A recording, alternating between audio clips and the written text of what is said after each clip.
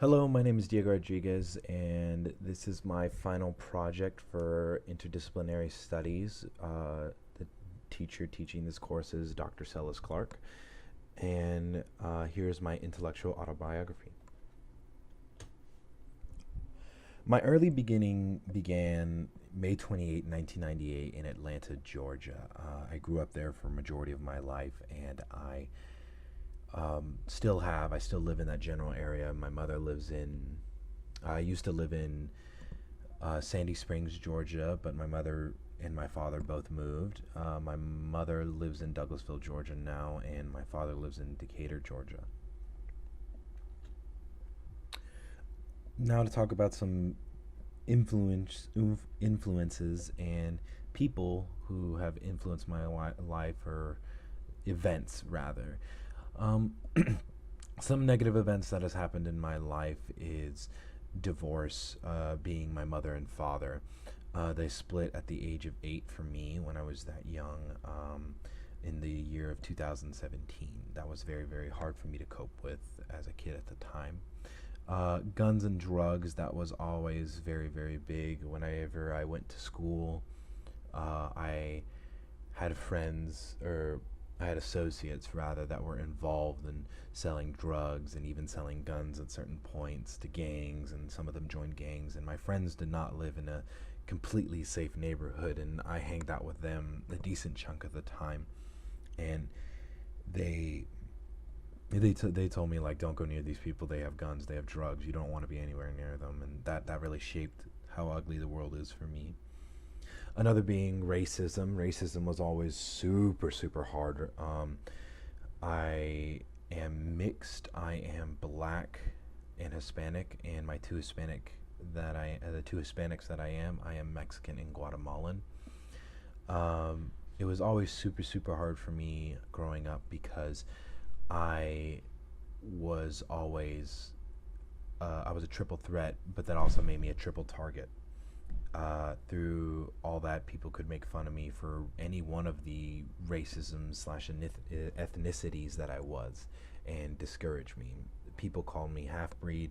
People just beat me up because I was mixed and I was different, and that was a very, very big eye opener for me as well. Lastly, but certainly not least, is my disabilities. I have a couple disabilities. I have a low learning comprehension. And what that means is that it's going to take me a longer time, if you will, to learn the curriculum in any class that I'm taking.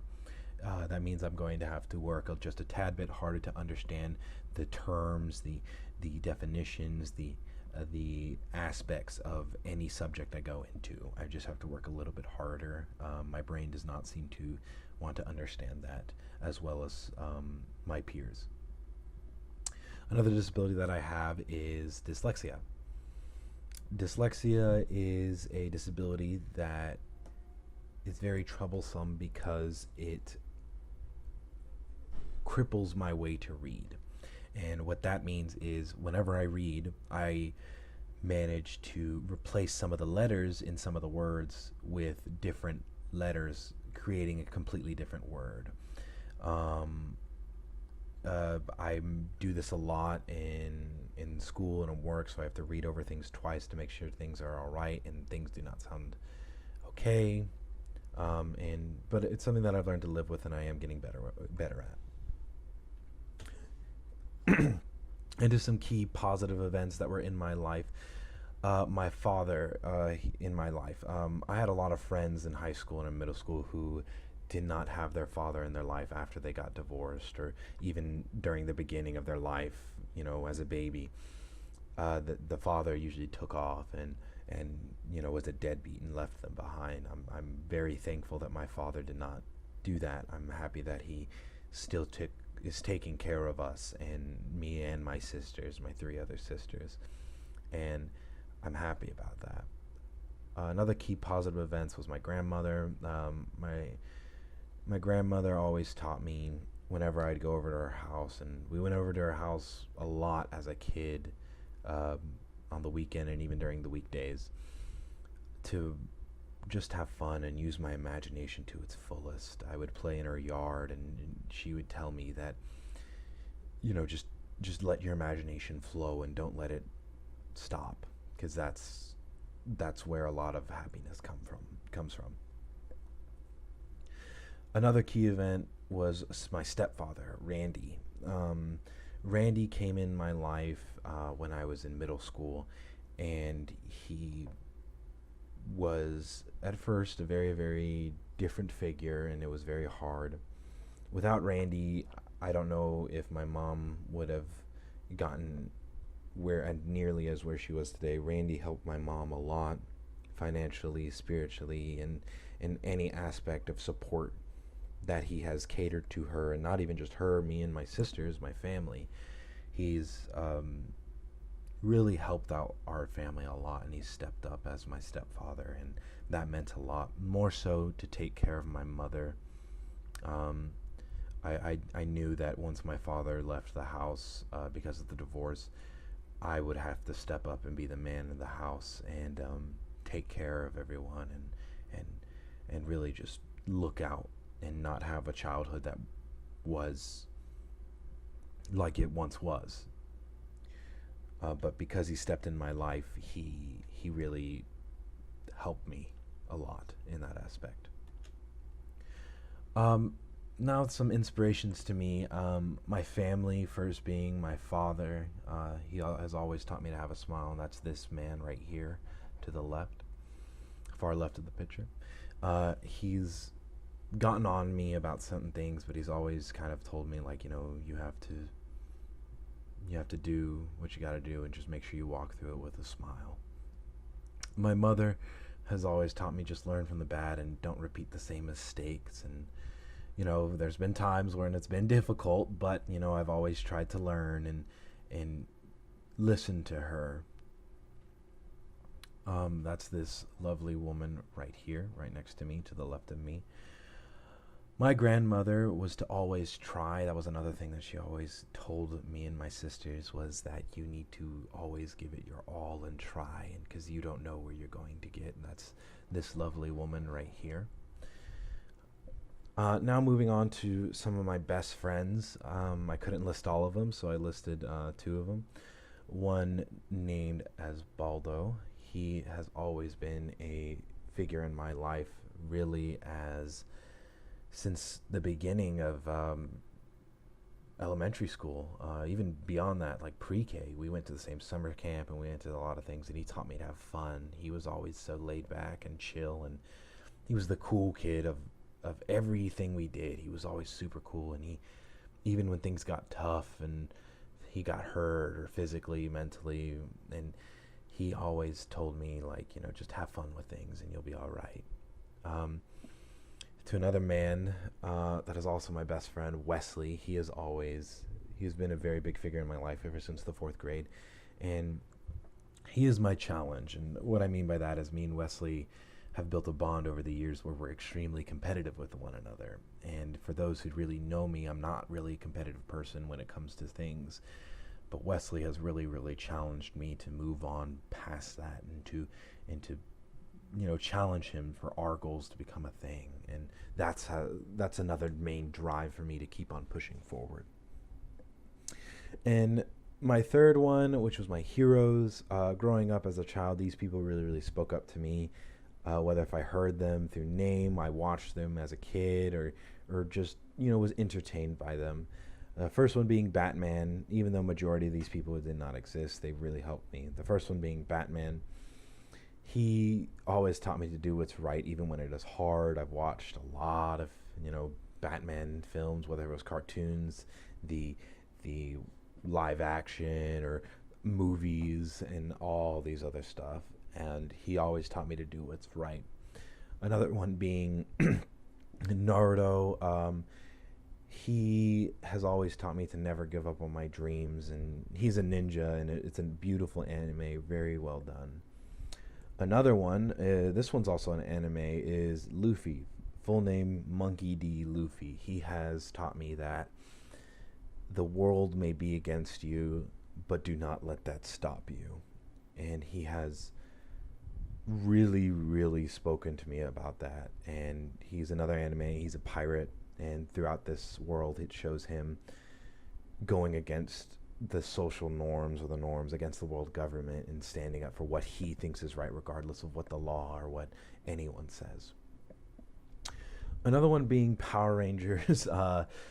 Growing up as a kid, I watched Mighty Morphin, Dino Thunder, Mystic Force, Ninja, the whole 9 yards. I watched it all, and it really taught me to protect, and I meant this in the best way possible because I always wanted to protect my sisters. These three lovely women right here. This one is Dominique. She is my oldest sister. This one being Danielle. She is born right after me. And this one being Diana, my youngest sister. They have been in my life, and I cherish them a lot. And Power Rangers has taught me to protect, and I've always wanted to protect all three of them, including my mother and my father, but more so them. Another one being Bruce Lee. Bruce Lee was a very, very big influencer in my life because he taught me skill will always triumph for natural talent. And I bought his book, I watched his movies, I loved how he moved, how he talked, his wisdom that he spread, and it just was super, super influential to me. And I take all of his lessons to heart. I practice his workouts every now and then, and he's been a very big influence to me. Next being my hobbies. One of my main hobbies right now is writing short stories and storytelling. If you know me and if you've ever sat down and talked with me, you know that I will bring up stories about Osbaldo or Wesley or some things that I've done with my sisters in the past, or my grandmother and my father, my mother, the whole 9 yards. If you know me, I will exaggerate my stories, and I will want to captivate you in my stories, something that I've personally experienced so that you can experience it along with me. Along with writing short stories, I'm currently writing a own fantasy book, manga. I don't even know what to call it at this point. I've learned to love it, and I'm writing that like as we speak in my spare time, even in class.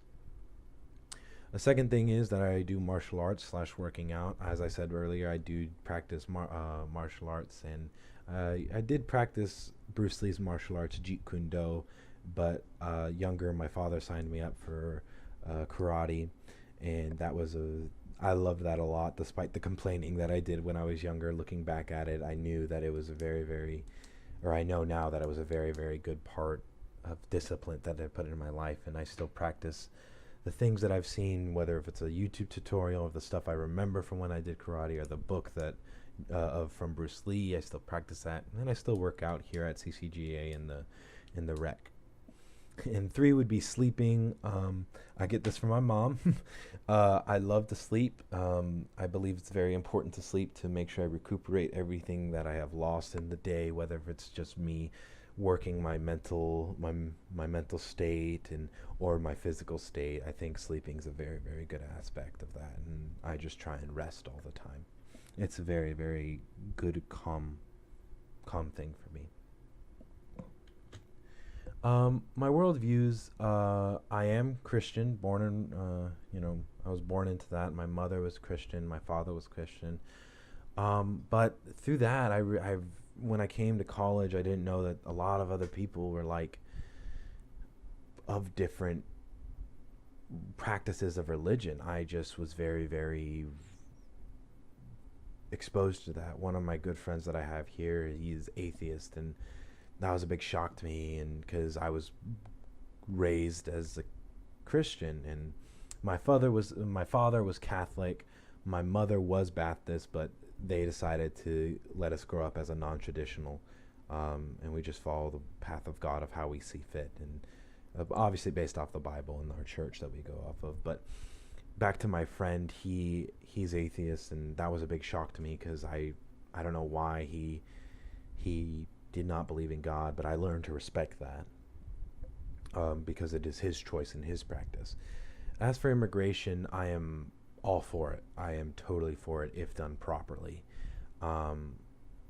With how things are going now, whenever you hear the word immigration, a lot of people immediately jump to Hispanics crossing the border down in Texas, or down there, or people coming to Miami, and that's not so the case.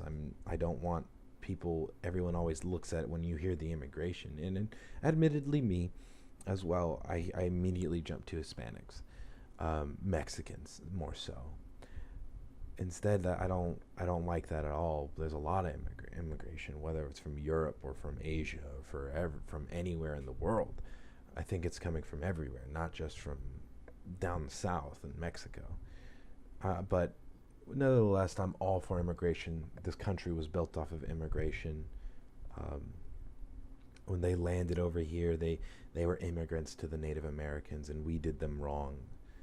Um, and to say that they don't belong, or for us to say that any immigrant that comes in here, they don't belong, is completely false in my eyes, because this country was made off of that. It was defined by it. It was bred by it. So there's no reason to say let's go by it. As for the environment, I'm a very, very strong advocate for taking care of the earth. We do live here. We live on this planet, and it's something that I really do appreciate, because there's a lot of trash and a lot of stuff in the world. I want to take care of the earth that I live on. I want to make sure that I can breathe clean air, swim in cool streams, or clear streams, and not be worried about the trash that comes to it, and the whole 9 yards. I want to make sure that the earth stays clean, because after all, we do live here, and there's nowhere else I would want to be. Plus, I also think that it also provides us to stop looking at an issue about, we're pointing fingers at him, we're pointing fingers at her, we're pointing fingers at this politician, we're pointing fingers at this country. No, instead, I think it's really nice, because we're all able to unite and be like, look, we all live here.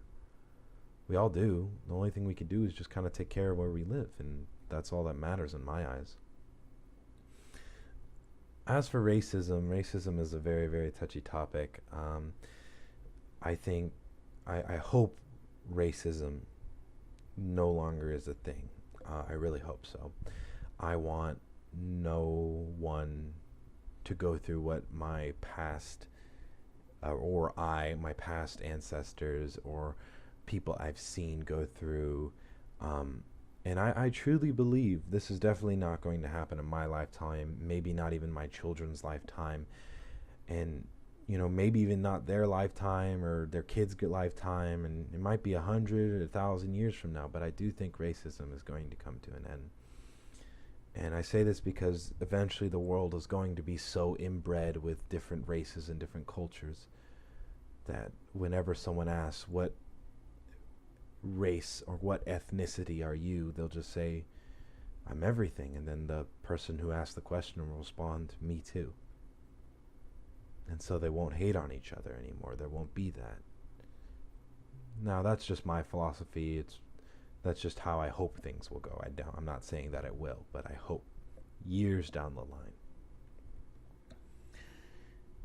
line. My intellectual journey, I had a lot of journeys. First being schooling.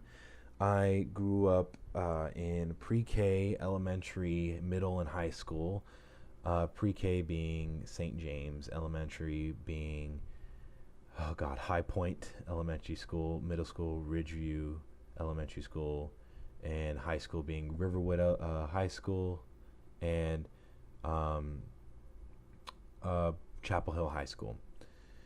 I grew up in a pretty good school. They were very smart, even though some kids came from different backgrounds. All of them were public school, none of them private. And schooling, I got my education through there. And I say streets because, you learn a lot from the streets. And my friend Osbaldo has taught me that a lot, how to read people, sense danger, to mind my own business, more importantly. Not saying I'm a nosy person. I'm just saying that, whenever there's something going down, I should not get myself involved with it. Instead, it'd be the right thing to just walk away and to just get out of there. So the streets has taught me a lot.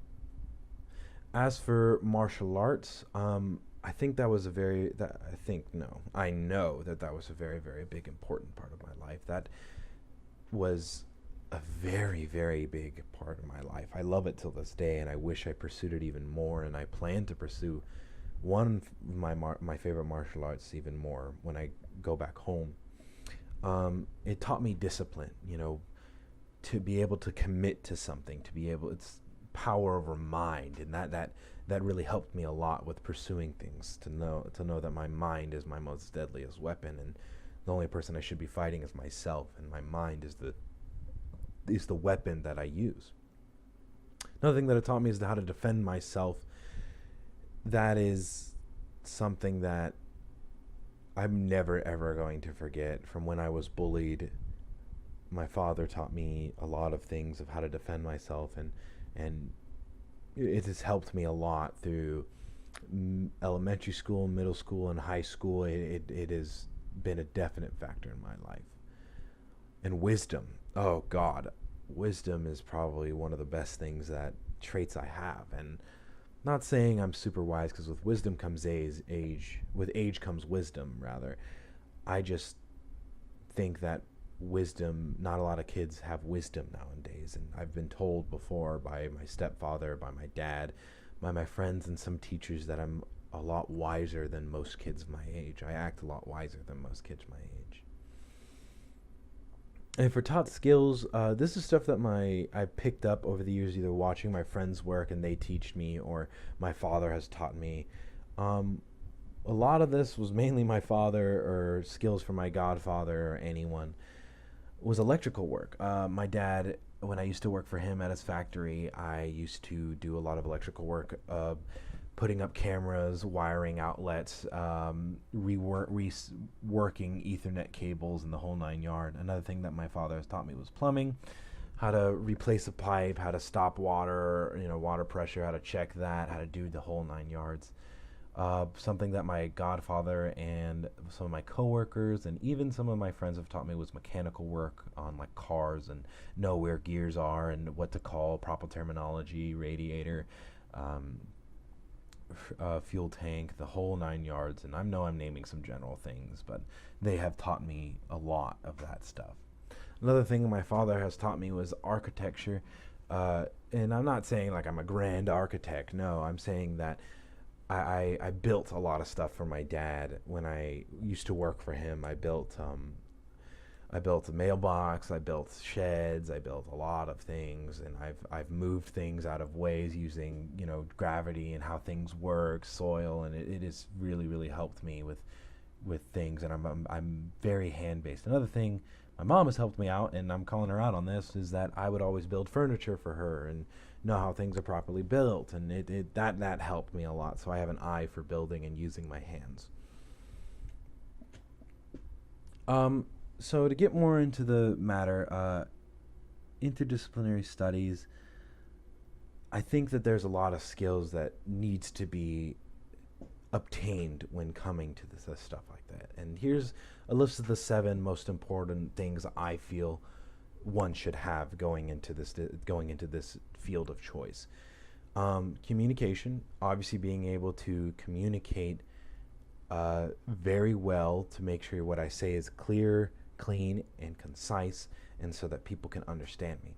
Another thing I feel that should be good is perspective getting and perspective taking. What I mean by that is, with perspective getting is like you have to get what another person may say, and then also perspective taking is taking everything that they say into an account. And it's kind of the same thing, but there's a difference between getting it and taking it and using it. A touch of knowledge. Now, I'm going to go a little bit further in depth in this. A touch of knowledge is you need to know a lot of fields, because interdisciplinary study does not just rely on one, it relies on multiple. It relies on multiple fields of interest. It is a thing where you have to rely on, in certain instances I may have to rely off of science, or I may have to rely off math, or I may have to rely off literature, and I have to know just a general overview of everything. That's why I say, knowledge, like a touch of knowledge, like a touch of everything.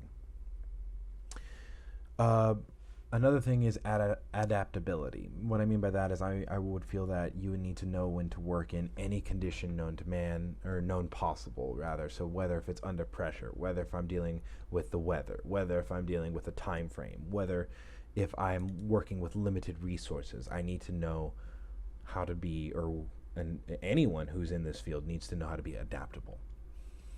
Analytical, I think people need to know if an issue comes up, they need to break that down and see which thing they need to solve, which leads into the sixth one, priorities. You need to know what to prioritize with different issues, because there might be a situation where I have a lot of issues, but I don't know which one to do first. One needs to quickly look at this matter, look at the problem at hand, and prioritize what needs to be done first, what needs to be handled first. Last but certainly not least, I do think apologies. I think flexibility should definitely be a thing. Being able to work in any condition, that's kind of falls through with adaptability. Flexibility also with your coworkers, because I know I'm not going to be able to know everything, but that's why it is important to call on someone who does, and I have to be flexible with them to get their perspective, to get where they're taking me, what they're talking about, to understand where they're coming from. And that's what I mean to be flexible in that regard. I chose this path because I came into school not knowing what I wanted to do. Originally, when I first came here, I wanted to do film, but film was not an option for me that I really, really liked. I did not have the eye for it, or I was more fascinated with the acting aspect of things more so than the actual editing or directing. But I just knew that I'm not going to the right college for this. I'm not doing it, and I don't think I'll have a drive for it. And then I got into business, and business was not my forte. I did not like business, and I was very, very scared of where I was headed. Soon after, I found my love for writing and for what I do, and I've pursued that, and I love it a lot. I'm not angry at it, but the reason why I chose communication was because I want to be able to tell the story and be able to make everything I say clear. My current major right now is interdisciplinary studies with a focus of communications. I want to be able to call on everything I can to create this book, or call on everything I can to even get a job beyond college or beyond the book, and be able to put the skills I've learned here to work, so I could technically be a jack of all trades, to know everything I could do.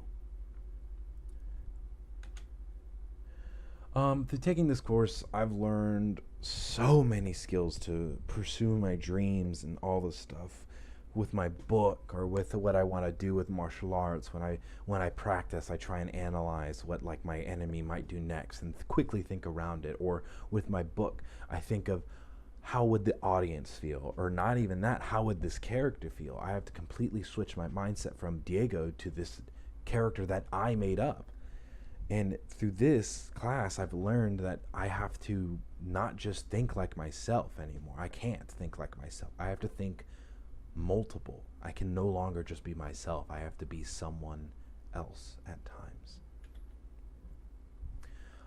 And how I will use these skills, I think communication definitely has to be the number one, because the relationship with anything, whether if I'm working with a coworker, or whether if it's with my girlfriend, or with my family members, or with a friend, it's definitely communication. Communication needs to be clear as glass, no in between. I feel that I need to get better at that with the storytelling, with my friends, family, even with coworkers or professors and bosses. I need to let them know that this is who I am, this is what I'm going to do, and this is how I want you to understand me and know me. I also use these skills for work-related issues. As I said before, I'll use communication as work issues, but not just because of that. For example, there was an issue where my father, he owned a tortilla factory, and he sent me out to go take care of, or to go fix a machine. I went out to go do that, and looking at the machine, I did not know what the issues were. So I analyzed it and I looked at it and I saw, okay, there's a gear that's not in place. There's a wire that's actually tuned out. And the positioning, because certain parts of this machine needs to be elevated, is not correct. So I called upon three people. I called upon one of the managers to help me. I called upon the electrical assistant for the factory, and then I also called upon the mechanic for the factory. And through them, we all spoke together and figured out how could we all benefit this machine if we all go into this machine at once, instead of listening to the mechanic, because the mechanic was saying, well, you can replace the gear and you can replace the wire, but do not move it because that's going to be too much of a hassle.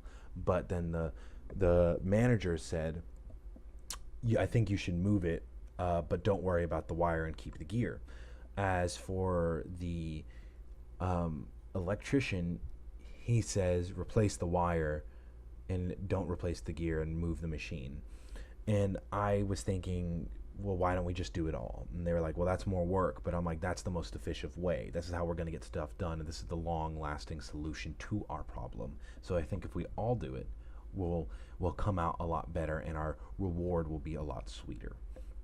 And through that, the machine ended up working, and I related the skills that I have learned from this class to that.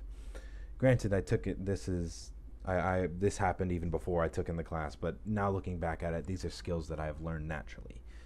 And it was nice to know that I already learned these, and I'm learning them even more in depth through this class. In conclusion, this class has been a very, very big help, not just for me learning who I am, but also me learning how I can better myself for work or for anything I do, and it has helped me. And I am very, very thankful for taking this class, and I wish to pursue it more. My name is Diego Rodriguez, and this is my final project. Thank you.